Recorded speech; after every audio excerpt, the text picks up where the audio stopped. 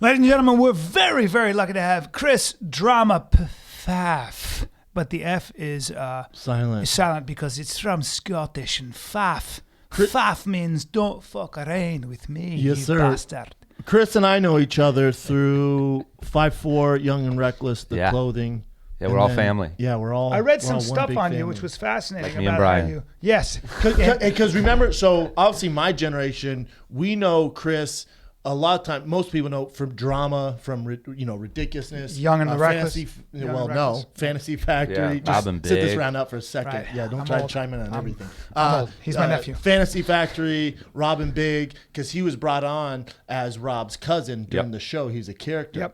Yep. Now you took that and ran with it. Yeah. Because you have all this exposure. Yeah. And then which season was it when you're like, hey man, what's going to be my thing? It was really season 2 of Fantasy Factory. So long story short is Robin Big, I was like lucky to be on that, right? Like I squeezed my way in being like the stupid little assistant. But I watched everyone make so much money. I watched Rob make all this money from DC. I watched Big Black make all this money from his clothing line. But I was like, I didn't make the cut to be able to make money, right? I just wasn't that big of a character. So when Fantasy Factory started, I was like, okay, how am I going to make, what's my thing? What am I going to do? I didn't do it in time for season 1, but season 2 is when I launched Young and Reckless and when I really like took off on my own stuff. And that all started because you were in Ohio, Rob's from Ohio. Yep. And you got hurt in a skateboarding accident, right? Yeah. And Coma for 4 days. And then you realized, yeah, then you realized you weren't going to be a skateboarder, so you moved to LA to live the dream, working a skate shop. And really what happened was I actually listened to Big Black's podcast, and I think he kind of jumbled a little bit of the stories. He made it sound pretty damn cool, like I wanted to be a rapper and then all this stuff. Yeah. But really what happened was my brother was an incredible skateboarder. He's 4 years older than me and still is an incredible skateboarder. But when he turned 18, Rob was like, hey, man, you're really good. You should come out here for the summer and see if you can't try to be a pro skateboarder, right? And I was devastated. I was 14. My brother was moving to LA. I was like, I'm never going to get this opportunity. I'm stuck here in school. So when I turned 18... At 14, by the way, that's interesting to be that ambitious. Oh, devastated. Because LA was like the coolest thing in the world. Yes. Especially for skateboarders. And skateboarding. That's all I did every day. I was just like, oh my God, Rob will be married by the time I'm 18, right? So fast forward, I turn 18, I am not a good skateboarder. I have injured myself too many times. I know I'm not going to be pro, but I just was stuck in Ohio. I called Rob and I said, hey, man, you gave my brother 3 months when he was 18. Any chance I could get 3 months while I look for an apartment, look for a job, whatever? And he's like, sure, come on out. Damn, that's sweet, man. Did you ever think you'd be a clothing entrepreneur? Like I'm always fascinated.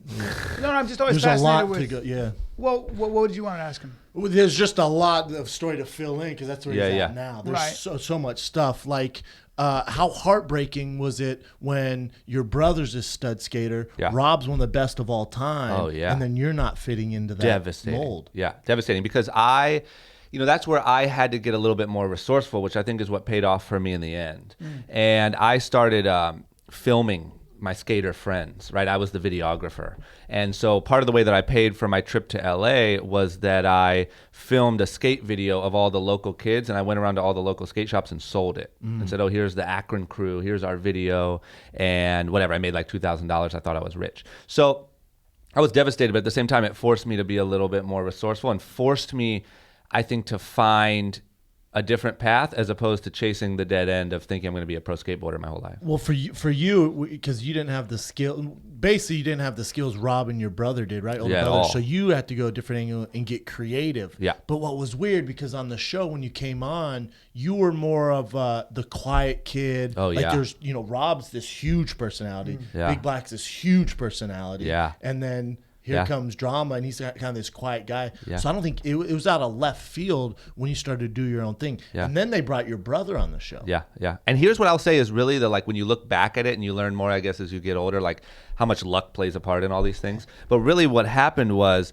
when Rob first got the show, so Rob first started filming the pilot for Rob and Big a few months after I moved to LA, right?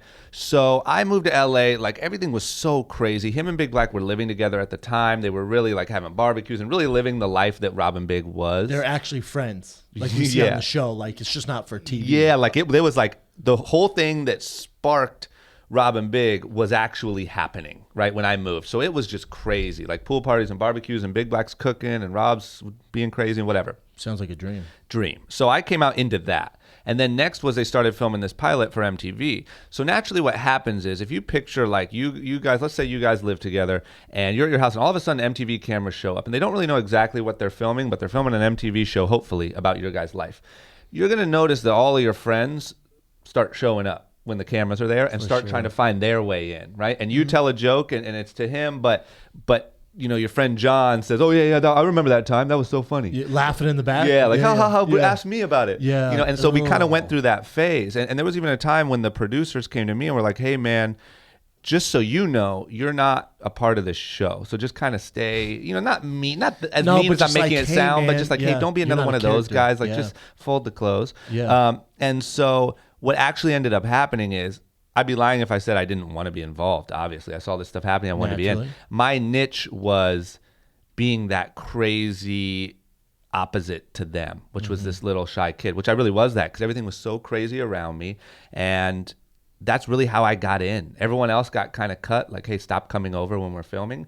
It turned into like this whole dynamic with Drama and these guys is really funny. Yeah, it was the perfect kind of mix because you have those two loud personalities. Then you were there. They didn't pick on you. They weren't bullying you, but they'd have some crazy thing, and then he would have to do it. Yeah, and it was like that hazing sort of thing almost. Yeah, like he was like the little brother. Where you had the intelligence to know that was your place. You could feel it out. Yeah, and I never stepped out of it. You always say this, B, with certain people. You're always like, this guy's a good dude. He knows his role. Yes. Because there's certain That's huge, especially right? around me and Brian. Certain guys, Brian and I are loud personalities. Yeah.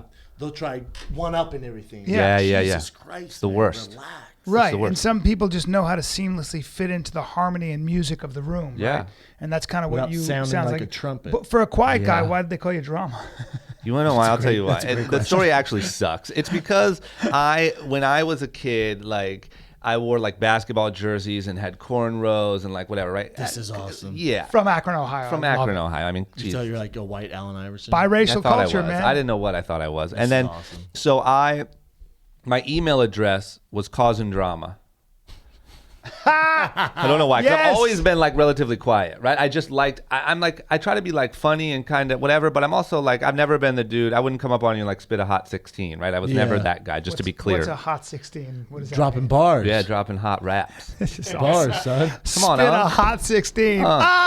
Shit. Keep going. So when I remember when I wrote the first email to Rob, because we didn't really know Rob very well growing up, right? He had lived in LA the whole time we had been alive. So I wrote him the first email, poured my heart out, said, hey man, I want to come out there. Like I'll film, I'll do whatever it takes. I just want to come out there. And literally all he wrote back was Causing Drama. Are you kidding me? And I was like, oh man, I blew it. Like my name should have been Chris at AOL. Causing Drama.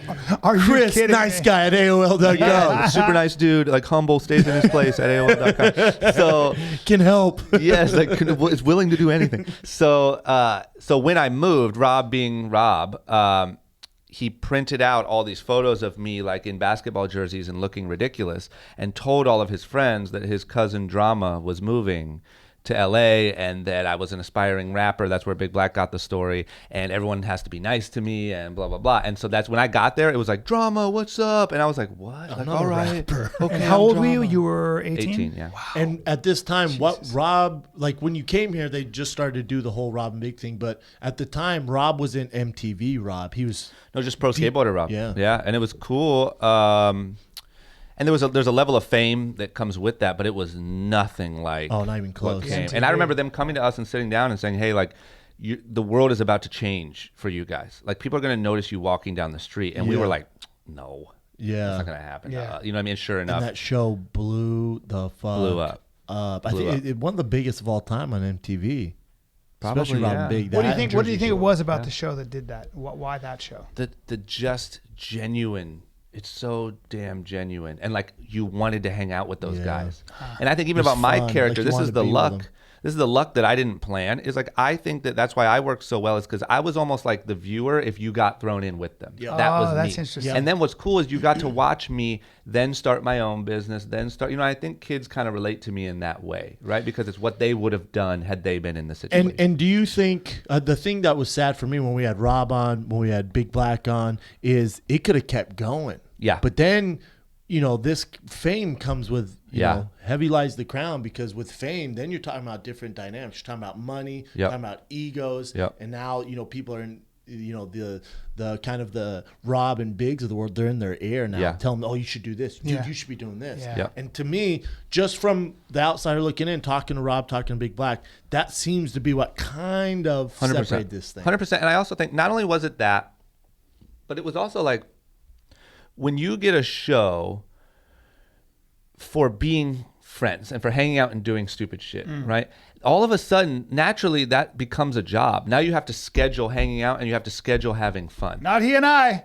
We hang out all the time, but I love it. But no, like, how, like, even sometimes in relationships, right? The moment you move in together, that's when it all goes bad, right? Because you can't go home to just chill when you're a little upset about something. Right. And that's part of what happened too. So you pour in all this fame. You put neither of those guys are stupid. Neither of those guys had crazy egos. I don't want any of the fans to even think from their stories that they were walking around like, don't talk to me, who's gonna rub my feet. It was never like that, but it's like any little thing gets to you and you have to be up and you have to be funny at 10 a.m. with your dude.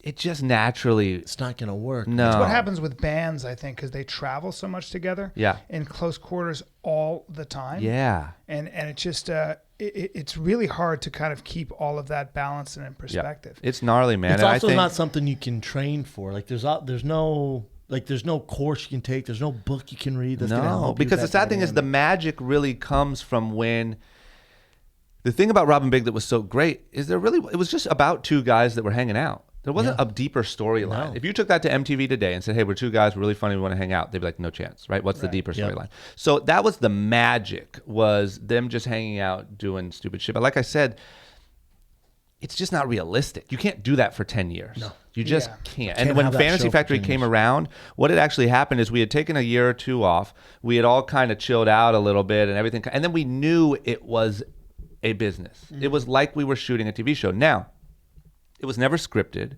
It was never like, here's what I'm going to say, here's what you're going to say. But we planned what the episodes were going to be. We showed up. We knew we were working. It was great. You planned like the event you were going to do. Yeah, but then the Fantasy Factory, I felt like with Fantasy Factory, everyone had their own shit going on. You know what I'm saying? Yeah. Like Chanel's like, what's up? I'm a rapper. Yeah. You had Young Reckless. Big Black had the Big Black shirt. Everyone had their own brand. Yeah, and it was interesting. And it was, to be honest, when you were inside of it, it was just absolutely ridiculous. It was like the Truman Show. 100%. But it was such a crazy, like looking back on it once again, it was such a crazy, like it's just the energy in that building just sparked everyone to want to do their own shit. And when you really look back, that we looked as the press photos every season went along, and you see like season 1, everyone's just kind of wearing random shit. Season 2, I have my own thing. Rob has his. By the time season 6 came around, it was everyone in the press photo with their own brand on. That's how human beings are, though. You learn by mimicry and you learn by example. You can borrow ideas from each other without even realizing it. When you're in a group like that, it's also interesting, though. I really wonder if you took a personality test, because you said a lot of it was luck.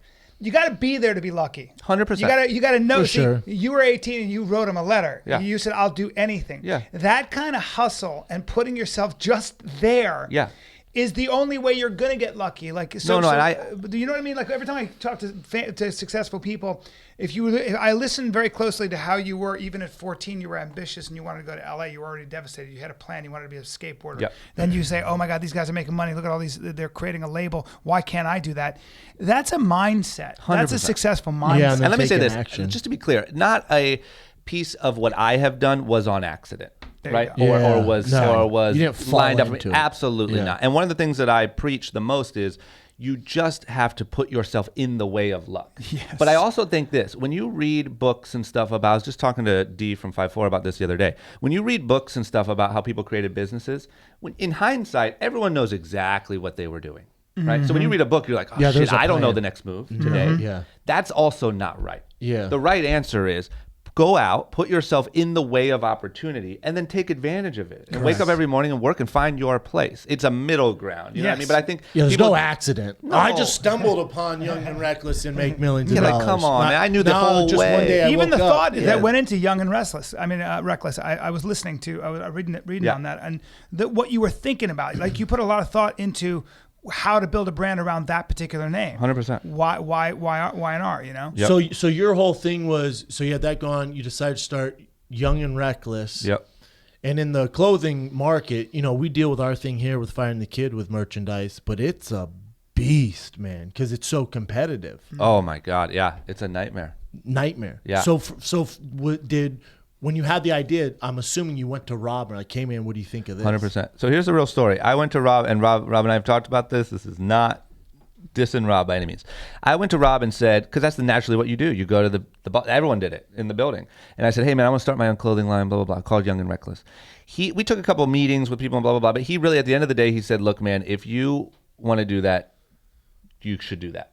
And if you do it, there'll be a place for it in the show, and obviously it'll be part of your character and all that stuff. But I just can't. He didn't have the brain space. He didn't have the time to do it. There's too much stuff going on. He just can't do it. And I thank God, once again, that's part of the luck. Really, honestly, had I went with Rob and done like some sort of weird licensing deal, I'm not sure that Young and Reckless would still exist. Young and Reckless exists because I went out and I found business partners, and we have fought through the chaos every single day together outside of the show and made a real business. Yeah, a real business. You're not just piggybacking off Rob and you know what I'm saying? Yeah. And we fight every day. And D from 5'4", once again, who's my business partner, he fights every day to try to figure this thing out. Even now, every day we have different kind of things that we're trying to figure out. So the thing is, yes, I went to Rob. He just didn't have the time to do it. So it forced me to go out and kind of do it myself. And I learned so many valuable lessons from that, you know. And by starting a clothing company, let me say, sorry. Let me say this, because Rob came to me the other day and was like, look, man, I'm going to be honest. I thought it was whack. Like I thought the name Young and Reckless was whack. I thought it was whack. Yeah. I thought it wouldn't work. I didn't have time to just help you out with a little project. Yeah. And I was like, yes. Hell yeah. That's a great feeling. No face. Got you. Face. Yeah. Make it rain. My name is Chris Drama Pfaff, you fuck. I'm Pfaff. I'm going to pay to get that F removed. I have the money to get that F removed. So funny. I'm rich. It'd be so funny if you were like, I wonder what would happen to your clothing company. It was the exact same thing. Everything was the same, but you called it Pfaff. It's going to be tough. It would have lasted 2 weeks. It's going to be tough.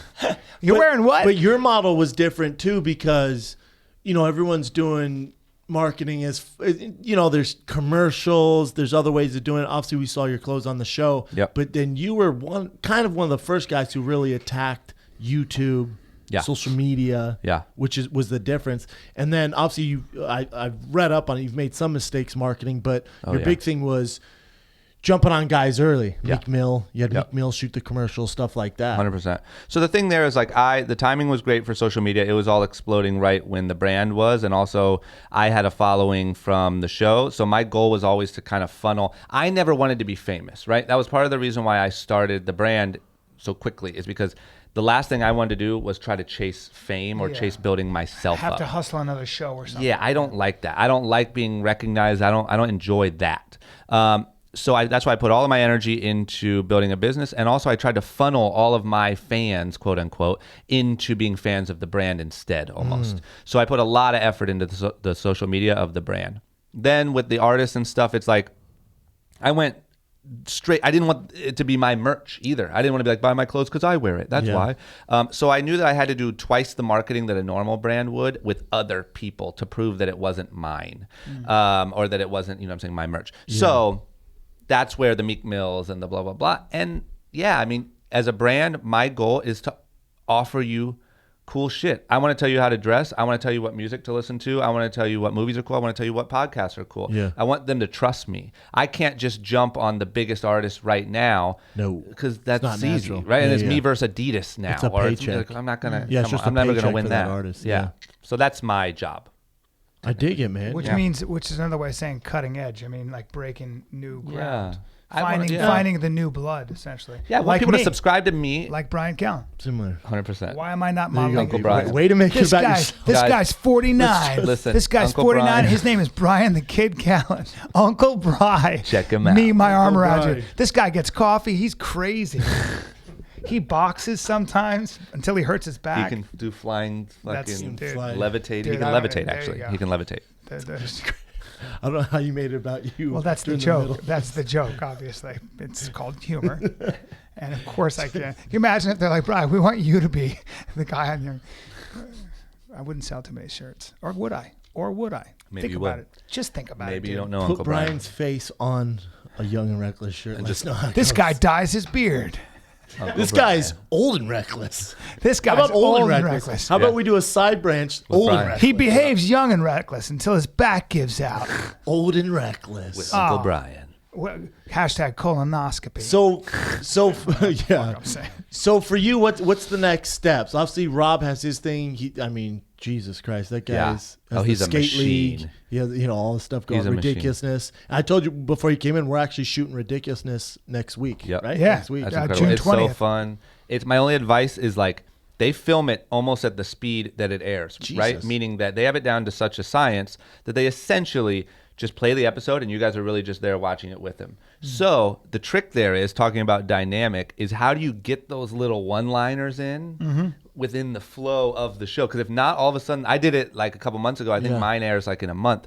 And it was like over, and I was like, shit, I wasn't funny. Like I didn't even say anything yet. Yeah. Can we go again? Because you're waiting. Yeah. Like so you just gotta like. I don't think it's gonna be a problem for us. Not much They're of gonna a- be like, "Hey, will you two shut the fuck up so we play some video?" Not much of a danger for Brennan and I. Come listen to us do Adam Carolla. Carolla doesn't let you get too many words in. Yep. We'll take that podcast right the fuck over. Yeah, it's almost a problem, isn't it? Well, Jay and Dan were like, take the night off. they call it a problem. We call it fun. Yeah, that's great. Don't That's bring exactly a couple what bulls you into a need. china shop because we'll tear it up. Yeah, it'll be fun, though, Yeah. man. I'm Yeah. looking forward to it. Yeah. So, with Rob going clothing, skateboarding league, Yeah.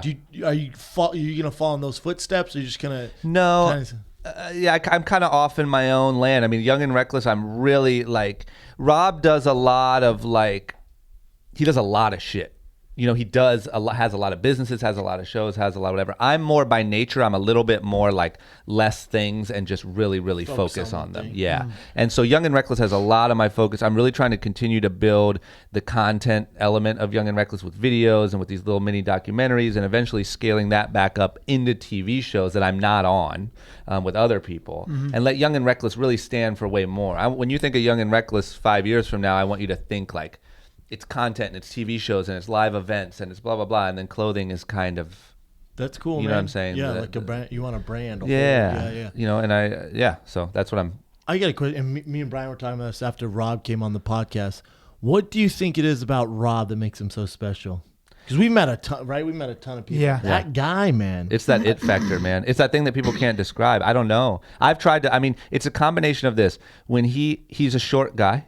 Tiny. And when he was in school, he has a story. I won't tell it right, but he has a story that's really good where like when he was in school, his mom kept telling him like, you're the best, you're the smartest, you're the big, because she was worried that he was going to get picked on or whatever. And there's like a famous story that his mom always tells at like the family dinners where like he walked into the bathroom and a couple kids came in and tried to beat him up and he said, yeah, you in what army? And they took off running, right? That's the mom version, right? So I think it was that like his mom and dad instilled in him like, you're the best, so that's what makes him so fearless. Yeah, man. And then I think the whole skateboarding thing, I mean, he dropped out of school and he went and was touring the world and he was really on his own, just doing whatever he wanted at like 15 or 16. So that combination of things mixed with whatever the hell secret thing is in there, he's just brilliant when it comes to that. Special Coming up with something out of nothing or coming up with a better way to do something. And just people and just having fun. Like it's crazy. Like when I moved here, I was like, what the fuck? Like this is how these guys live? He's a different animal. Like, we've had countless people on here, and especially because I've met Rob once or twice before, but we've never sat down and had like a one-on-one conversation. Yeah. So throw it on. So there we go. So when we come in, so there it goes. annoying. So then when how do you think I feel? So then.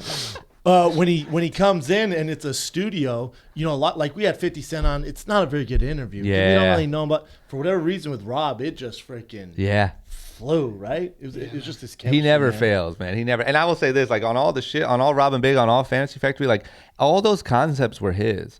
Like we had a really good, he had a support system from some writers and some executive producers that would fill in the gaps, and our producers were incredible, all that. But every fucking story, every outlandish, like mini horse, American flag Corvette getting shot out of cannons, all that came out of his brain. Damn. Just he's it'd be sparked by something so small. Like you'd say something like, "Oh, I did this today," and it would literally he can write an episode about it. It's insane. But that's why he's been able to go on. Like he just did the Dude Perfect show, and he's been doing these other shows because he can take other people's stuff and do it too. Yeah, he's all over. It's called talent and high intelligence. Something about that. Two things I don't have. Charisma. He's just a monster. I don't know. Yeah, it's interesting. I saw Big Black at where was I? Bellator event. Oh, yeah, Bellator event. Yep. He was at Bellator. Yep. for a guy like that, I think for Big Black, the vehicle of Robin Big, and it's not a diss on Big Black, but for Big Black, that vehicle was key, I think. Oh, yeah. Super key. Oh, that was Rob's going to keep being Rob. You know, he's a special guy. Yeah. For Big Black, I think, you know, that vehicle being gone it's going to be tougher now for him. It's hard. Does that make sense? Yeah, and I think it's tough for a lot of men. And I don't want to speak for Big Black or anybody else, but it's tough for a lot of men to kind of go like that guy's really good at that, and I'm going to do what I'm good at. Mm-hmm. So he's really good at running a business, Brennan. Like Brennan's really good at, he's obsessed with the clothing. Yep. He loves building the brand. It's just the way his mind works. Yep. And he's tireless about that. It's what excites him. Yep. If I get in the way of that, or if I decide now, you know, hey man, I want to be involved in that because, you know, this is my company too. Yeah. And, you know, you're doing this, that, and the other. It would make zero sense because I'm not good at that. And I don't know that I can add value in that area. Yeah. And part of creating a good dynamic is staying in your lane and knowing what it is you're good at and staying there. Yep. And because when you start encroaching in other people's space, it just becomes a male ego thing. And it's men hard. have a weird territorial thing like that. You know, and by the way, sometimes when you're in, like, I've said this to him before, my prediction is, you know, I'm older, so I'm lucky this way, but you know, sometimes when you have a partnership, the other person gets more famous. Yeah. Or the other person, like we went and walked the red carpet at the Guys' Choice Awards. And I was with my publicist, and they asked Brendan to come back alone. Oh, yeah. But that made sense. Yeah. Now, I'm older. I've been in this business a long time. So I'm not a young guy going, what about me? Yeah. No, of course, bring the dime piece in who's 33 with a whole career ahead of him, who's already got these 2 TV show offers. Yeah. That makes sense. Yeah. You know, what for me...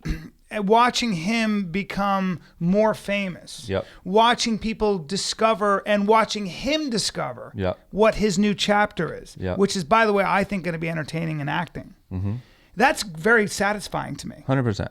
And if you know, and if you don't have a partnership like that, where you're reveling in watching your friend become bigger and better, then you got a problem. 100%. And that's a hard thing. I happen to have that because I'm older than he is. Because I'm 49. You've also been there too, and right? I've been there. Have it. I've been walked there. some huge red carpet. Yes, but I also want to see it. I love seeing that. When I hear that Joe Carnahan, Frank Grillo, Patty Jenkins, all these big directors and actors see Brennan's work. We shot this web series, and these are big. Patty Jenkins just directed a $180 million movie. Jesus. Wonder Woman. It's the biggest movie by far a woman's ever directed in the history of Hollywood. Yeah. Wow. She and her husband, Sam Sheridan, called me and said, boy, Brendan can act. Brendan can, what the fuck? Yeah. He's pulling this off. Yeah. And then Carnahan and Joe Carnahan, Smoking Aces, The Gray, Narc, Bad Boys 3. Bad Boys 3. He's a beast. He writes and directs everything. He comes up with Frank Grillo, who's starring in The Purge 3 and all these other. They come up and corner Brennan and go, dude, what the you can act. Yeah. It's pretty cool. Yeah. So for me to see that, the satisfaction I get out of that is immense. Yeah. But I wonder if I was the same age and just as hungry and trying to go for the same thing, it would probably be difficult. It wouldn't work either because Right. remember the reason why this happens because it's because of you. You're the puppet master here. I would never do this. We both are, but you give me the pass. It's the magic. Yeah, you know what I mean? That's why you have to hold on to that. Yeah. If I tried to go tomorrow, right? No matter how smart I am, if I tried to go tomorrow and create another Fighter and the Kid replica podcast, they're trying. I could not do it. Right? They're They can't do it. Trust me, they won't trying. be able to do it. Right? They will not be able to do it. It's the same way you couldn't go create another Robin Big because there's magic there about how your personality fits with his. I think it says something to someone's intelligence when they do try to duplicate. It's like. How many people have you met? How many duos have there been? There's a thing called chemistry. I don't give a fuck if you take Chris Rock and Arnold Schwarzenegger in the prime. If they don't get along, they're not actual friends, it's not going to work. No chance. So when I see that, I'm just like, it's a lack of intelligence. They don't know. But that's why you have to just be flattered by it. There's no other way, right? right? I'm flattered. Because it's how the whole world works. Think about like when there's a new successful product. Think about the beef between Apple and Samsung. It's like they do that shit. You know what I mean? True. song that comes out. There's 10 new songs that sound like it. That's how sports too. You look at the NFL with forever is the Tampa 2 defense, and everyone did Tampa 2 defense. Yeah, and then TV for a while it was the short, speedy receiver. Now it's the big, tall receiver because there's one successful one. Now everyone wants that successful. TV was exactly the same way. When Friends came out, for the next 3 years, every single pilot that you auditioned for would be a Friends ripoff. Yeah. When Modern Family, when one thing squeezes through and becomes a hit, everybody copies that. Look at movies. How about like action hero movies, like comic book movies? Yeah. If you look at the new releases to like 2021, it's all fucking action comic book movies. Because being original. Yeah. Coming up with something original. Tough. But here's the reality. Very tough. Here's the reality. Sitting at home and doing nothing and critiquing people is really easy, right? Sure is. Creating a successful ripoff is really, really hard. Mm-hmm. Creating the first thing that people want to rip off is impossible. And that's what you guys have done. That's what Robin Big was. That's the only thing you do right in your lifetime. Sometimes if you look at and that's fine. Yeah. Sometimes you get one idea. Nobel Prize winners. Yep. Sometimes they'll come up with the idea that they came up with in their 30s. Yep. And from that point on, scientists they won't come up with another idea after that because it was their first. But the vast majority never get that one. You're lucky to get a knockoff that's successful. Yes. Right. If two guys came in and they had a knockoff fighter and the kid and it was successful, they're lucky to have that. For sure. It's impossible to be what you guys are. So to take it all the way back, I just think that to the big black thing, I don't think it was just the magic. Like what Rob did was he was able to take this big, scary man and make him lovable, and he brought that out of him. Yeah. He really, really did. Because a lot of the times when Big Black was around his big homies, he's a big, scary dude. Like, they would joke, but he made him lovable. He brought him into the American household and made a 13-year-old girl fall in love with him, right? 100%. What Big Black did was he magnified Rob, and he put this light on Rob of, this little crazy guy has this big companion. There's no way to say neither of them could have done it without the other. Mm-hmm. Rob wouldn't have the same empire and this TV success without Big Black. Big Black wouldn't have had it without him. Correct. I think Big Black he'll be fine. I think he just has to find his, thing or stay on. I think he's happy. I don't think he's bummed. No, he seems great, and he seems like, he's trying to get into, all the stuff that he's doing. With he didn't love the fame at all. You can tell. You know what I'm saying? And I don't think that even if you offered him a new TV show to go out and be a star, I don't think he would want to do it. I think he enjoyed now. Yeah, they went through their things and their time, but I think he enjoyed that moment now, and he's happy to just be Big Black and be a happy dude and be able to take care of his daughter. One thing I do know, knowing all three of you guys, you can see why it worked. Everyone's really friendly. Everyone's outgoing. Yeah, you can see. And it was magic, man. I wonder nowadays with so many people watching and stuff. I wonder if you can get ahead without being friendly and being a genuine person. You know what I mean? Be a lawyer. It used to be that when nobody was. Yeah, that's true. It used to be. Or a really good athlete. But even that's true. But I guess you're right. But for the most part, it used to be. When nobody was watching and when people couldn't really figure out what you were doing, you could be pretty Machiavellian about the way you got ahead. Mm-hmm. And I feel like now, I don't know, maybe it's just entertainment, but I would even companies that are really conscious, conscious companies, because there's so much transparency now. If you're not trying at least to do the right thing, if you're not like if you look at IBM, when you do business with companies like IBM, my God, the environmental standards that they're the people that they do business with have to adhere to. Yeah. So they don't want anybody tracing anything back because they're conscientious. Yep. Starbucks is the same way. Yep. And it's interesting because companies that don't do that get found out. What's scary is how good people are at faking it, though, in that world. Right. In the CEO world. Mm-hmm. I think it's harder in entertainment because you actually do have to go sit down and have interviews, and that's part of building the thing. And if you're just a dick, eventually your luck's going to run out. Mm-hmm. I think these CEOs and presidents, those sort of things, are really, really good at faking they give a shit. Sure. When the real, they have to be. They're sociopaths. Some of those people are crazy. They're straight up crazy. Yeah. I think what I was surprised about entertainment is, I won't name names, but there'd be a certain famous actor, actress, and Brian would go, yeah, man, complete asshole. I'm like, no fucking way. Yeah. What? That's the coolest guy or coolest girl ever. He's like, oh no, why do you think they're not working? Name the last movie they did. Yeah. I'm like, why? They go, people can't work. They get found out. Yeah. They get found out. 100%. Famous people. Really famous. And I was like, no way, he's a dick. Brian's like, the worst you've ever heard of. Yeah. And that's how I heard about Will Ferrell, and I was like, "What the fuck? He seems like the coolest dude." People love him though. But he gets voted asshole of the year. No. I saw that too. I thought the same. That's thing. crazy. Yeah. Yeah. Will is loved by Everybody. Yeah. Will, I heard the same thing. No, that's crazy. Will I heard the same thing. Really? And then, I told you that a while ago. He was voted like worst celebrity. And then Whitney Cummings told me the same. I was like, yeah, I said, you know what's heartbreaking? All my younger friends go, I heard Will Ferrell's an asshole. And, and everyone who knows me goes, whoa. Yeah. That can be further. Whoever started that is anybody, Thank God, because I don't want that to be true. Anyone who knows that guy, I did a movie with him. I know very, very peripherally. I met him, did a couple readings.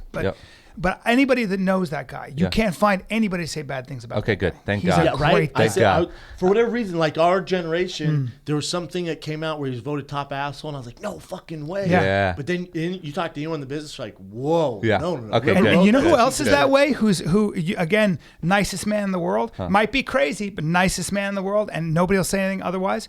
Tom Cruise. Really? Tom Cruise. Yeah. Tom Cruise. Yeah. He's too crazy to be mean. I've only met him twice, just from my own experience. I do one reading with him. Yeah. I get a huge fruit basket with wine. I mean, really expensive. He's trying to get you in Scientology. Yeah, I was just going to say. And what the fuck do you think he's doing? Hopefully he is. Why do you think he's so friendly? He was also met him very quickly. He was also looking at me hard, and he goes, "You're very talented. Yeah. You're very talented." I was like, I'll make out with you right now. He's trying to get you in Scientology. Right. But if you ask anybody, and then I went to a party and sat with him, talked to him for an hour and a half. Yep. That dude, I was the only person in the room. Yep. I'm a very good-looking guy. Scientology, I look Brian. like you. Yep. But it was just, but people like Brian's that. like, you know who else was super cool and wanted to give me a massage? John Travolta, man. Super Just weird. one of the good guys, bro. It's so weird. His work on my upper thighs. Dude, he was like, your back hurts? I got you. John Travolta. It was so weird. So he broke out weird, man. oils and everything It's and didn't so even weird. charge me. And then Ricky Martin was like, hey, man, you want to come over? I was like, dude, you're nice as fuck. I was like, Ricky, why are you wearing a robe? Is that your dick? I love it. Let's go to some current events with Evan, the Cub.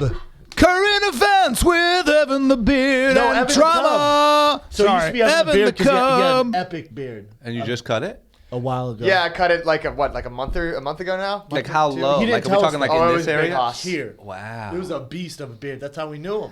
His fucking Instagram Yeah. was Evan the Beard.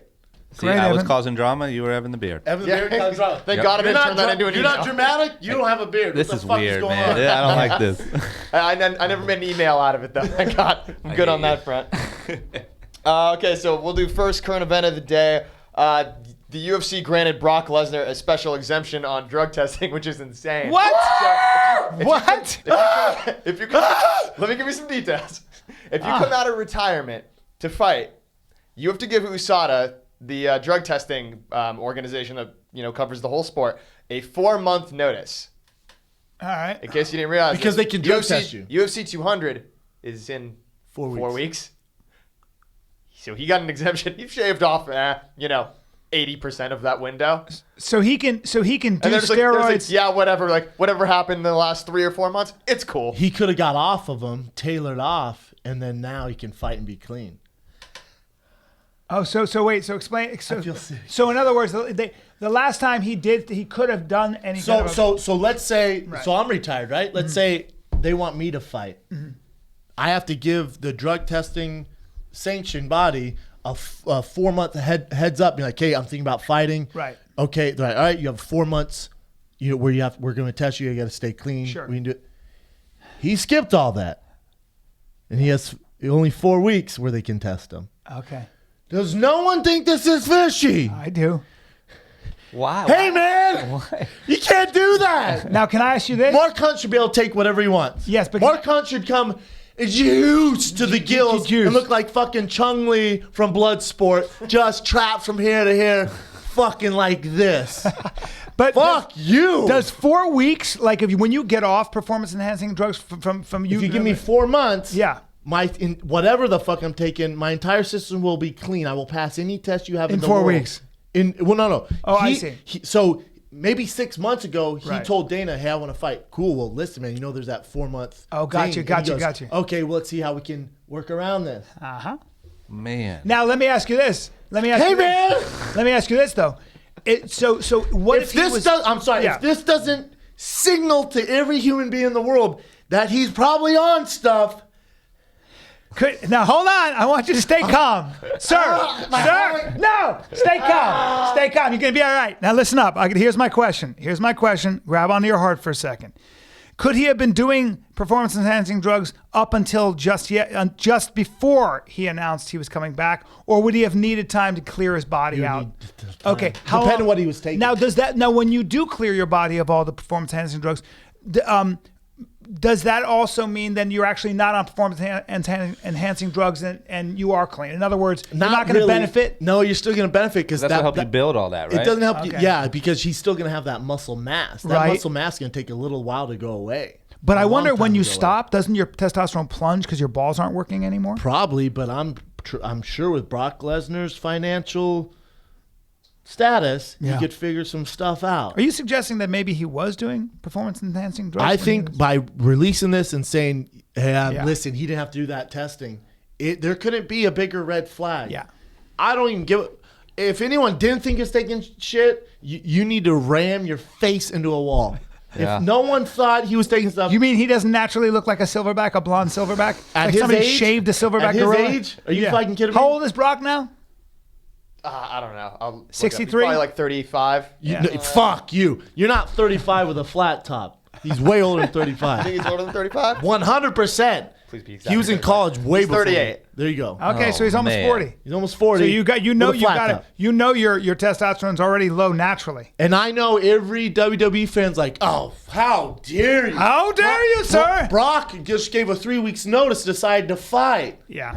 There's no way you guys are that stupid. Yeah. I'm a fan of the guy too, but let's call a fucking zebra a zebra. Let's call a plum, because every time I see somebody's on TRT, they're plum purple. Well, he's more of like a beet red. Okay, they're either beet red or plum purple. And every time I see them, I'm like, sir, have you been in the sun? You got quite a suntan, or it looks like a sunburn. I've seen a number of people like that. For sure, with the hot dog. You're skin? tomato red, sir. I'm talking about hot.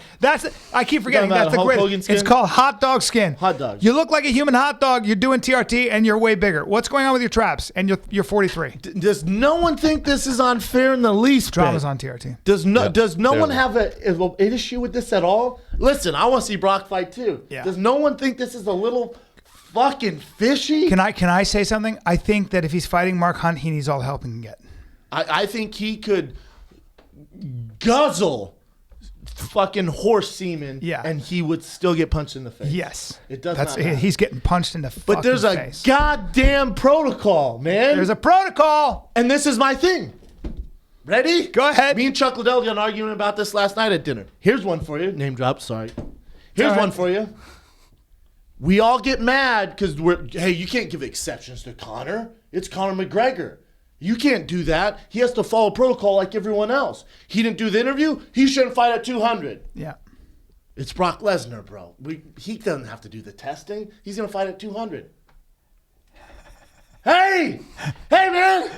We just said that Conor, we can't make exceptions, so we yanked him from the card. So it just said. So we call Brock Lesnar and make an exception.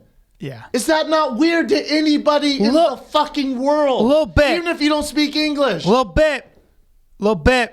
It's a fucked up world we live in. A little bit. I'm just saying. It's a little bit.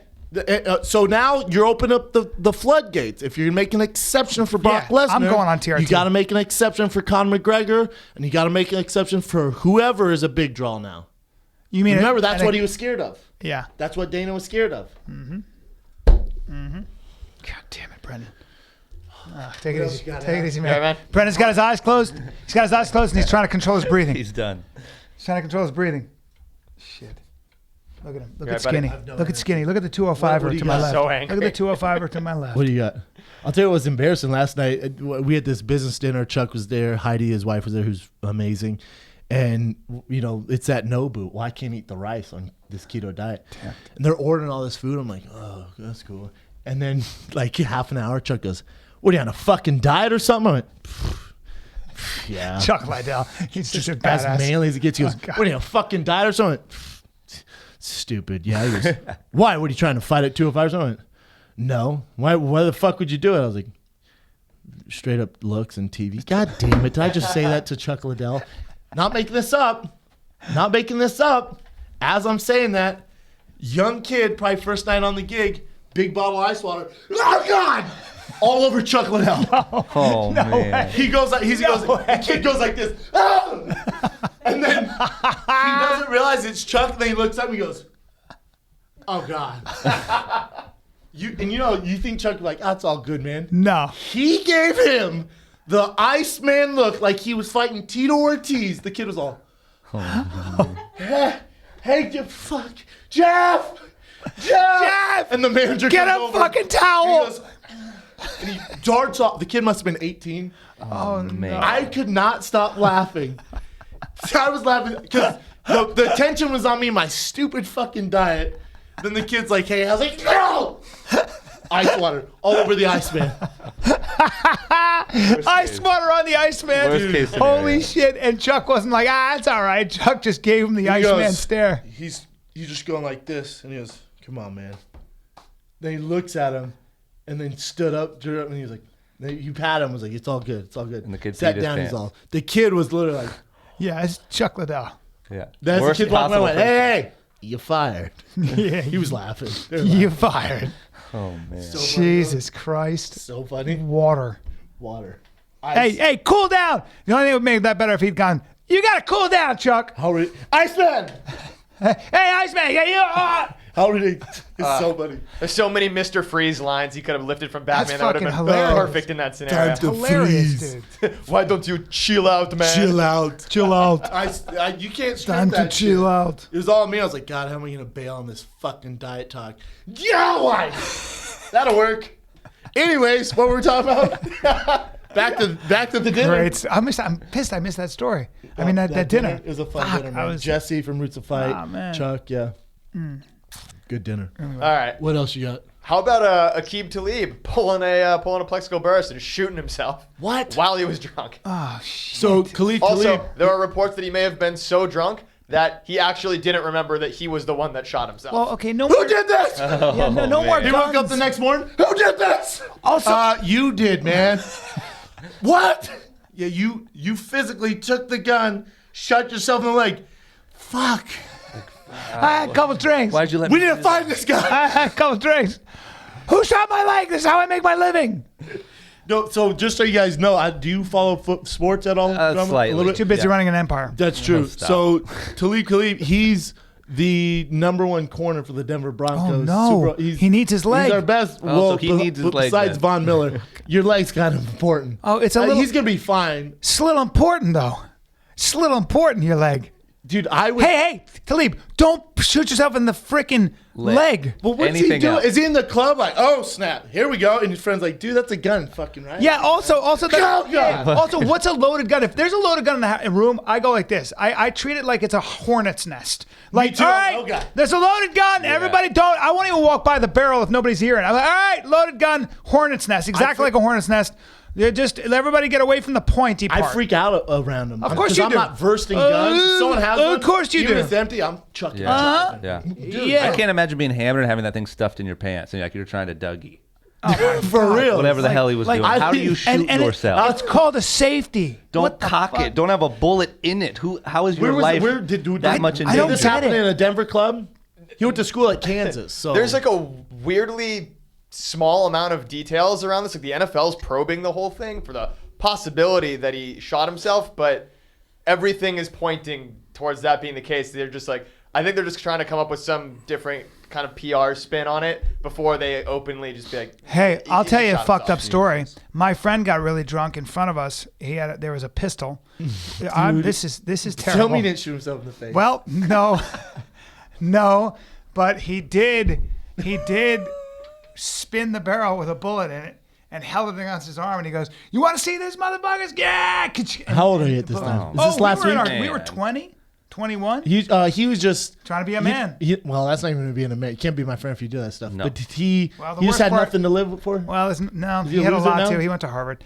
God man. damn. I'm Oh, not he was trying to exaggerating. be tough. Yes, and I'm going to tell you. Harvard. Who wants to talk shit about Harvard? And there's more to the story. What? Well, He fucked your girlfriend. no. God damn it! Why did you jump to there? She fell for the gun. Because the he Russian roulette did the trick. gun thing, and your girl's like, "Oh my god, No. look at the brain on Of that course. He's got brains and guts. Brains and he's a wild Brains man. and guts. He's a wild man. Wildcat. Well, my friend. It was outside a Dallas nightclub. There you go. Surprise. I don't want to tell the story, but I will. Please do. Go for it. My friend before that, who he looked up to, who was the toughest guy we knew, said, "You guys are pussies," and he spun the wheel and did it to his head. No. Yes. No fucking way. What kind of Those are your fucking friends? do you have? You're That's all I'm going to sketchy. tell you about the story. But he was a real tough guy, and he really did do that. he alive and then today? my friend, and then my friend, the other kid who was my age, Harvard guy little did it on younger his than me. Oh, wrist. Now it all makes Oh, sense. we can play that game. Yep. Yeah. Pinky, Show you how bro. we do it at Harvard. I'm Hey, gonna, man, I'm gonna I just did nick it to my head. I'm gonna nick my pinky now. Even that would be like, oh, Even that's it's gonna a hurt. bitch move, though. Oh yeah. If your friend did head, you're like, you ain't tough. Right here, bro. Yeah, right there on my pinky. Hey, man, not even close to the same. Still need your pinky I mean, for piano, the harp. it still the shows. flute. It still shows. Even in the most manliest things, you're still a bitch. Of course you are. Homeboy did head. You did your wrist. Yeah. It's still gonna hurt, but. It's still gonna hurt, but yeah. So he's in Dallas. Shot himself. Yeah. Fucking. But how do you shoot yourself in the leg? Hey, take your finger off the trigger all the time, unless there's somebody coming at you with a gun who's trying to kill you. One hell of a Always night. finger off trigger, please. Yeah. Always. That boy got loose. Plexico Burst, same thing. Like, dude, what were you doing? What a career. What a fucking career. Yeah. Everything is amazing. He catches that touchdown in the end zone. What a specimen, and you shoot yourself in the leg. Yeah. How? Then I don't he even know goes to how you jail. do that. No, He I was a don't. prison. Shoot himself in the leg. I don't know how you do that. I don't even know how you shouldn't do have that. to go to jail for that. I It should agree. just be like, look, man, you paid the price. I agree with you. I agree. 100%. You You're know what such I mean? an You're idiot. stupid, but Not how the law you've works. been punished. Yeah. But I agree with you. Yeah. Yeah, I agree with you. 100%. Hey, judge, give him a break. If I'm the judge, I'm going, all right, it's fine. Yeah. What else he you got, what Eric? he- Go get better. He shot himself. Get so, on. All right, the last one. We have to do I'm going to call him an American hero, Kimbo Slice. Oh, man. Dead at age 42. This bummed you out, Brennan. Yo, Definitely needed a heart transplant. He did. Did not huh? get it, though. Yeah, chronic heart Yeah. condition, needed a heart transplant, and it just never came. The donor never came, and he passed away on I didn't know Monday that, night. but he was fighting and stuff. Huh. He is a Did you know that when I you need- when you yeah, we knew it, and then he had some issues with his knees and stuff like that. He was old, 42. yeah. He was an older, especially when he was on the show, he's older than all of us besides Roy, I think. They might have been the same age, but still, man, it's it bummed me out, man. All day yesterday, I was super bummed. He's just, like I said this in my post, no one ever told his story, really, because you're Yeah. talking about a guy. You remember, he was a YouTube sensation. Yeah. Remember watching YouTube? I remember that. Watching this tough dude. He's exactly what you think a backyard fighter would look like. Shaved head, big beard, shredded, Yeah. gold chain, fucking everyone up. Yeah. When you see that, you're like, oh my God. Even me, when he came on Ultimate Fighter 7, I'm like, oh, look at this fucking meathead. Within the first minute of meeting this guy, I'm like, holy fuck, I had this guy all wrong. Smart, charming, friendly, Good man. loving, good dude, family guy, 6 kids. He had 6 just kids. wanted to stay home. 6 kids. All he wanted to do man. is go home. But this is the thing about Kimbo is like in a room full of lions, and him having the biggest celebrity in there and him being this brawler, he came up to me. He's like, Shab, I need your help, man. Grappling. I don't get it. I'm not going to pretend I know it. I probably have no business being here, but I'm here. I need to learn, man. I'm not I'm not going to be world champ. I'm just here to do my thing and learn. Wow. So he took this. Most people thought he'd be like, oh, fuck that. I'm only standing up. No way, man. He wanted to learn every in and out of it. He realized his faults, and he would try and just always do better. And then in the Ultimate Fighter house, whenever I would be bored, whenever times would be rough, he was my outlet. I would go to Kimbo because he had stories for days, man. His knowledge, his upbringing. Again, people think it was a joke. The way he would cook his barbecue sauce, and I had a whole business plan for him on Slice's Steakhouse or Kimbo's barbecue sauce. Yeah, It's a real bummer, man. Somebody send that. He's got 6 kids. I know this is going to sound crazy, but one of you fans maybe reach out to his kids or his family. They're gonna be I want them fine. to hear that. I want Yeah. them to hear what you just said about Yeah, him. but you know what I mean? I want his kids to hear what you just said about him. I know. Yeah, I'm telling you, man. We lost one of the good ones because in a sport full of egos and just selfishness, you're talking about a guy who couldn't be more opposite of that. Yeah. Yet the way we marketed him was gold chains, brawler. Ghetto street thug. or No, whatever. wait. You're talking about a smart dude. Yep. Knew his place. knew what he was good at, knew what he was bad at, and he capitalized on it. Yep. Yeah, man. And came from that area, which doesn't have a lot of opportunity, as we saw. And gave people hope, you know? Yeah. Somebody send what Brennan just said to his family. I want them to hear what you just said. That's a really cool send off. Yeah, man. And it's important for his kids to know what he was, because maybe they don't. They love their dad, but sometimes hearing it from somebody who's successful like yourself, that perspective is really cool. Yeah, I know it's sincere. I know you really mean it too, because you were really bummed about it. You know, still am. Yeah. To me, I think, you know, the part that bums me out is he was just, his story wasn't told right. Brian and I, most people know this, Brian and I were supposed to do a show for Spike this week with him today. Yeah, we're supposed to do it today with Kimbo. Yeah, a round table. So it obviously got canceled. But my whole plan during that show was to tell his story. He might have been, you know, Kimbo mode and talking about fighting, but I would have broke those walls down, and I wanted to introduce everyone to Kevin Ferguson. Because Kevin Ferguson was a fucking great dude, man. Great dude. It's a bummer. If I keep going, I'm gonna get emotional. What else you got, Ev? It's a bummer. That's it for Currents. Gee whiz, man. You gotta drop knowledge, Brian. I gotta drop knowledge, brother. Let's first question I have for you guys is, do you know what color is never mentioned in the Bible, and what color is not mentioned in the Iliad or Homer's Odyssey? Pink. Nope. Purple. Nope. Green. Nope, you fucking assholes. Well, fuck, man. I'm assuming red, black, and white. Red, black, and white is in there. Well, brown. No, I know. Me too. I was is like, it a general color? Yes. Or are you gonna be like violet? No, Well, I'm not gonna guess fucking lizard green. Yeah. Brian. Well, it's blue, which is weird. So color was never really mentioned in the ancient texts, ancient religious texts were very devoid of color. We didn't really have words for color. It's so racist. Strange. No, it was because it's part of a larger point I want to make, which is that what makes people smarter is that we can borrow ideas. You were talking about Rob and stuff like that. Is that you human beings are smarter because they can borrow culture from each other. Now check this out. Do you know that with IQ tests, they have to keep sort of recalibrating them because people are getting smarter? And this is what I mean. Listen to this. Essentially, and this is crazy, if you took a 1997 IQ test back to 1930, the average person would score 80, okay?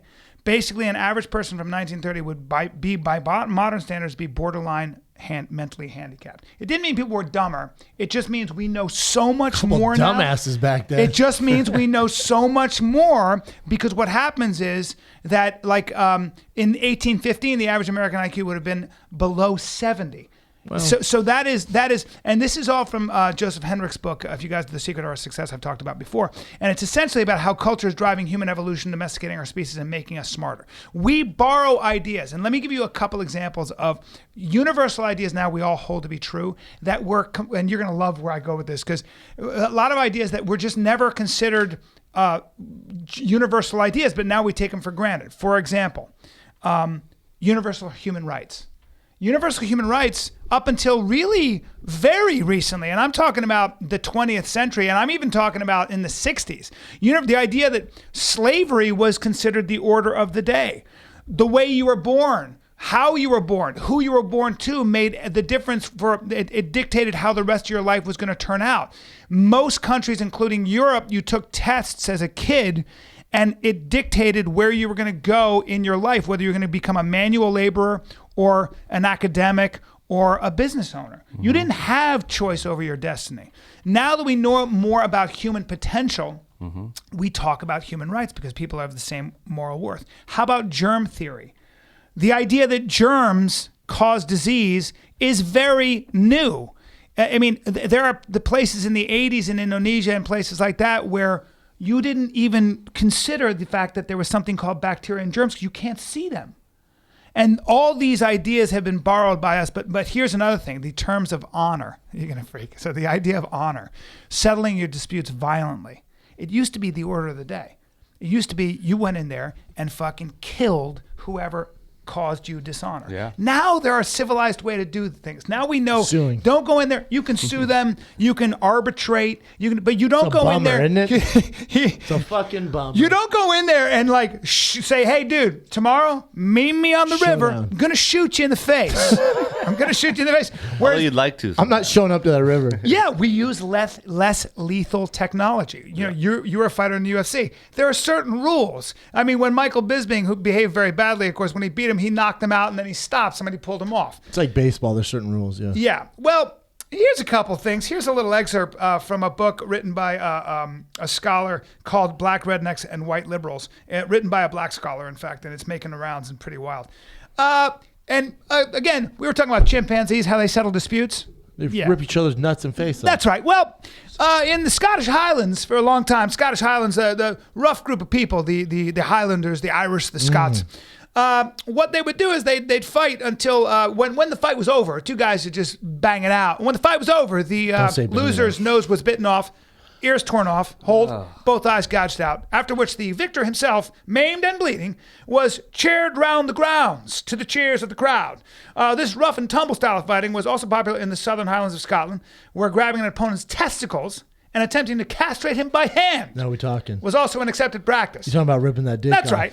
As we're talking about ripping that dick off, talking about take his balls off with your hands. That's when the old dick beaters, that's where the term comes Exactly from. right. Now you got some strong. The old dick beaters. You got some strong palms. I'm gonna rip dicks off. 31 Scottish Highlanders were in centuries past part of the Celtic fringe, or North Britons, outside the orbit of English culture. But this was considered. So if you lost the fight, you basically died. Oh, you Ripping don't your wanna- eyes, nose, and ears off. You're gonna lose your nose. Well, you're dead. But you're not dead. You're not dead. No. You just. He left his mark on you. No, you're gonna You'd bleed rather out. be dead. You're gonna bleed out. Left his mark on you. That's all. yeah. I can't Kill hear, me. see, or smell. Go ahead and just cut my throat. Yeah. What animal does that all the time? You're talking about Chimpanzees. The chimpanzees. The chimpanzee does that all the time. So we're not too far away from the chimpanzee. But what happened? As cultures started to borrow ideas from each other, we went into these isolated hamlets and said, "Hey, dude, might be a better way. Your neighbor doesn't have his balls, his eyes, his nose, and his ears. I know you won. That could be you next time." And does anything actually get solved or settled? Not really. It just seems super brutal. You got the meatheads. Yeah. Yeah, he's not talking shit anymore, is he? Well, no, we get that. Well, now what we have, though, is we have the UFC, for example, or boxing, where once you get the guy on the ground and he's out, we know what you could do with him. That's a sport, though. Well, what I'm saying is sport is Parameters? parameters. Yeah. Sport is simulated violence. True. Sport is a way of at least acknowledging and establishing dominance through rules and through protected, sanctioned, activity. True. And it's way better to live in a society like that, because guess what? In a society you live on to another day, where you can borrow ideas from someone who's been there already, so you don't make the same mistakes he does. That's called education. That's why you ask people that are smarter than you. That's why you read about people that are smarter than you, because you won't make the same mistakes. And why should you listen to me? Because I've made a lot more mistakes. I'm not smarter. And continue to do so. I sure do. Hey, when they'd rip the eyes and nose off, was it by teeth or was it a sword? Well, I'm glad you asked, sir. You tend to bite the nose off. You want to bite the nose off. It is That's pretty important. squishy. I feel like a dick would be easy to rip off a human body. It sure would. With your hands, you pull that nutsack right off. Think about how that would feel when you tear the skin. There go your nuts. There go your nuts. Yeah. And then you take them and you throw them as hard as you can into the woods. Yeah, I throw him at his face. This is what I do. I go, bird food, and I chuck it in the air. Not me. I go in your face and I fucking spike it like a football. They did that too.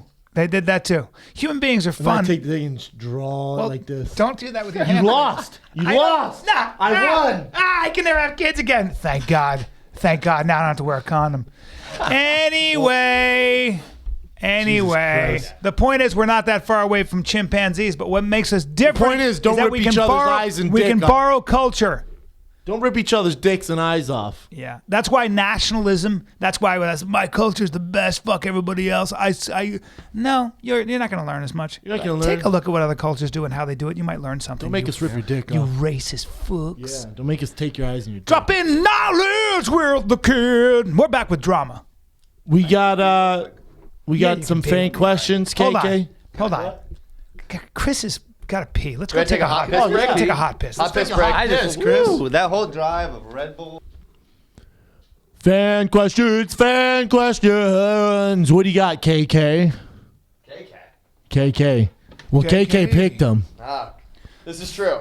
Fan questions. First fan question. What was the craziest shit Rob ever had you do on the show?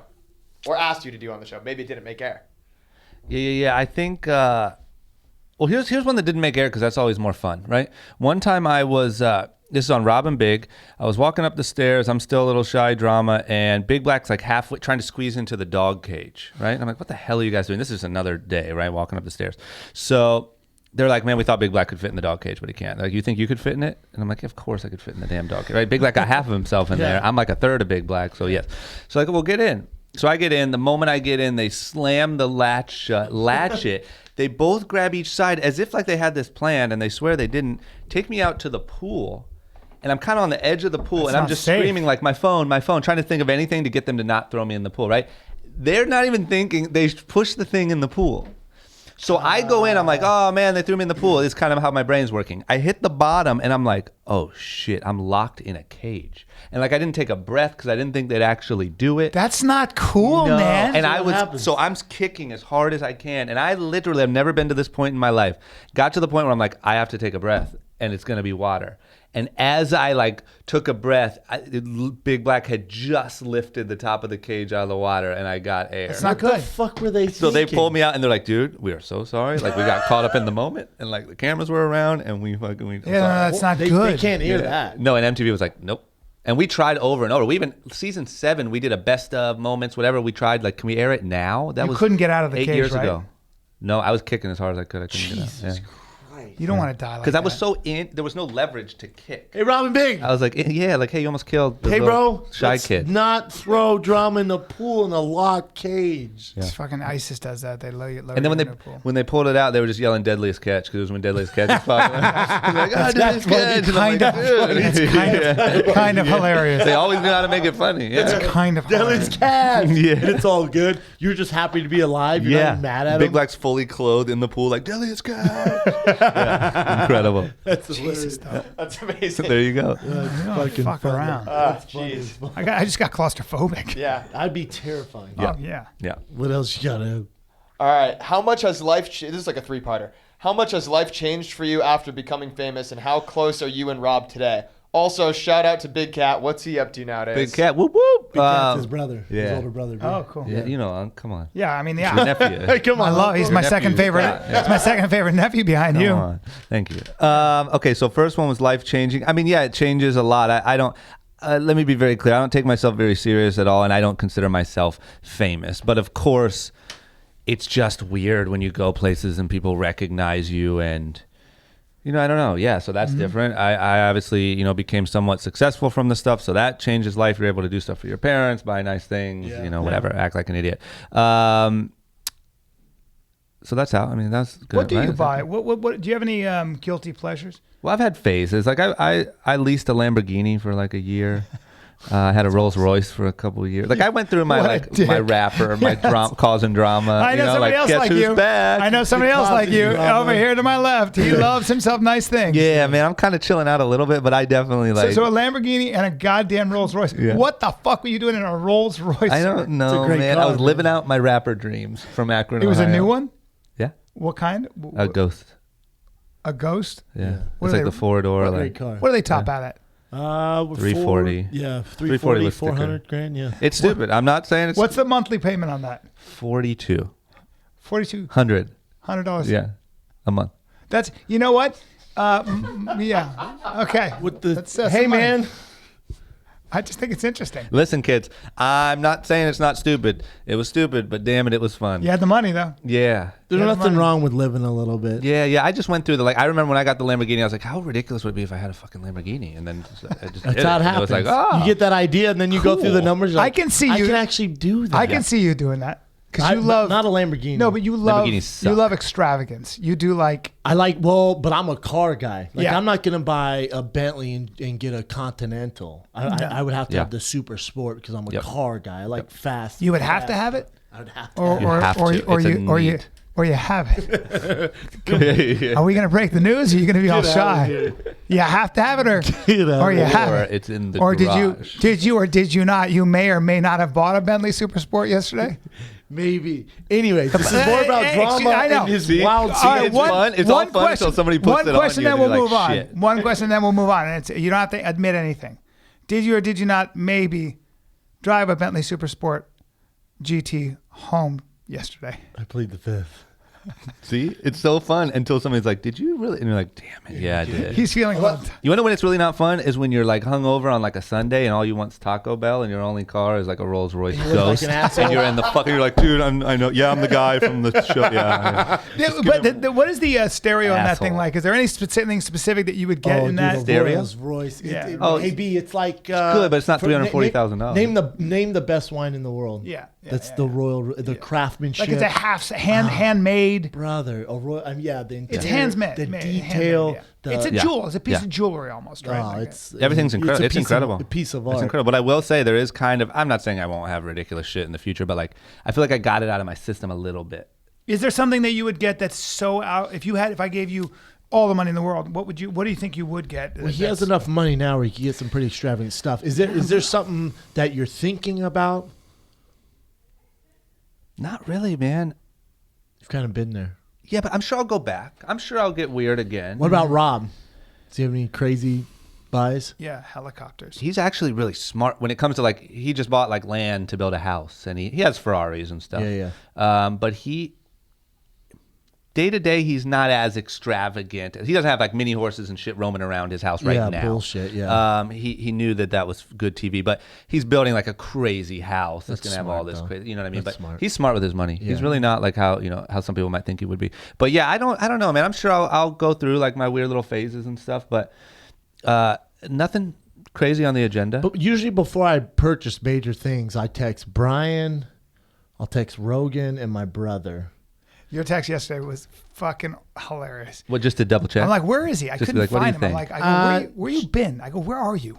You went by yourself? Yeah. I go, where are you? He goes, nothing. I go, very interesting. He goes, I may or may not be looking at cars right now, Brian.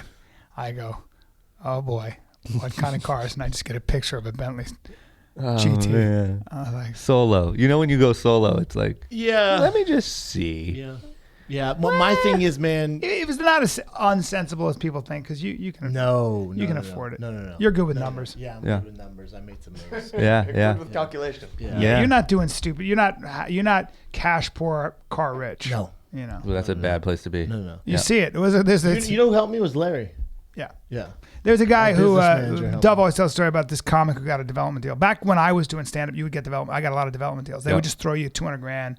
$300,000. You just get a development deal, and they'd say you belong to us for the year. They'd rent you, and we're going to create a show for you. Yeah. And that's how a lot of us made our living. They'd see you do 15 minutes of stand up, and they go, "This guy's young. Let's lock him up." Business. I made a that's lot like of your money record that way. deal. But I always was like, God, you guys are out of your mind. And they got smart. They don't do that anymore. Yep. But there's this kid who got he was very poor, and he got a development deal, and they gave him $250,000 or something, $300,000. I remember, and he bought himself a Rolls Royce. He did. Man. And 6 months later, I'm not exaggerating, he was living in it. 100%. He was living in it. True story. Yeah, true story. Holy he was cow. living in the back seat, and then that's the show. And then he got a show. Yeah. And then he sold it. And he has his not been name was heard. Daniel Tosh. He's not been heard of since. He's not been heard God, from what since. a bummer. You'd see that all the time. Yeah, that's just a thing. Yeah. Save your money. Yeah. I'm thankful I had like Rob and I had those people to like make sure I didn't do anything too stupid. Yeah. You know what I mean? But I don't think you would have. Nah. Well, maybe. What else you got? I did wear jerseys and what was the other? Sorry, how's life changed? What was the second? How's life changed? How close are you and Rob today? Oh, yeah. Incredibly close. He's literally like I love my older brother, but Rob is literally like my older brother. Like I still, he's married and his wife's pregnant and all this stuff, but we still. Kind of like how you are with shooting text and running car purchases by people. Like he's the one I still call or ask about like business deals or new things or whatever. And Big Cat's good, man. He's just chilling. What's Big Cat doing? He is skating a lot still. He's a judge on Street League. Oh, nice. Yeah, and then he has a little clothing line too called Born a Lion. That's just like a smaller little thing. I've seen it. So he just has.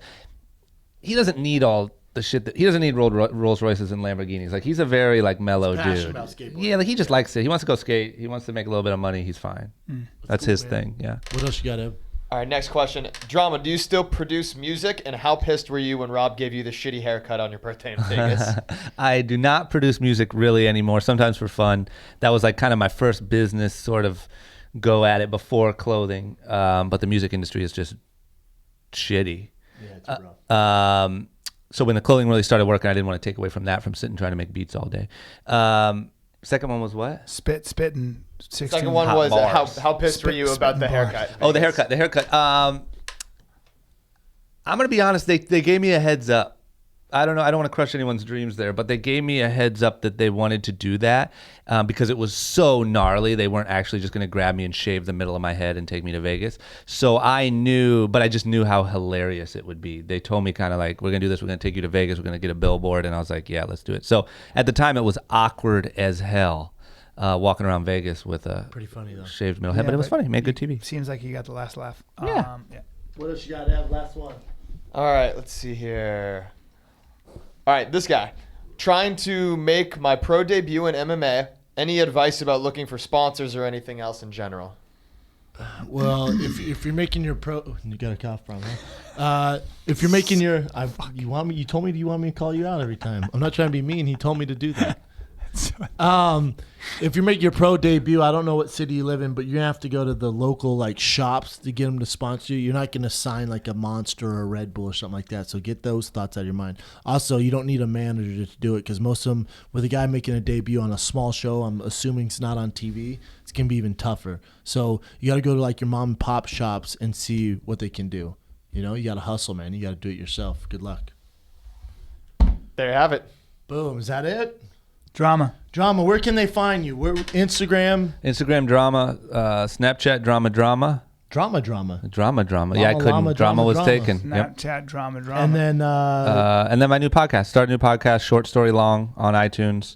Hear me talk for a long time. Short story long. I like it. I do like that. That's name. because I tend to ramble, and I always say long story short, and people always make fun of me for that. That's funny. So this is my chance to tell a short story long. That's great. Good luck with that. Bro. Thank you, Short man. I'm story trying to learn here. Yeah, man. Yeah. Young and reckless. You can find it everywhere. Yeah, youngandreckless.com if you want to get straight to the point. But then YouTube. You guys, YouTubes are awesome. yeah, YouTube's too. Young and Reckless, YNG and Reckless. I'd ask you to send me clothing, but I'm just too old.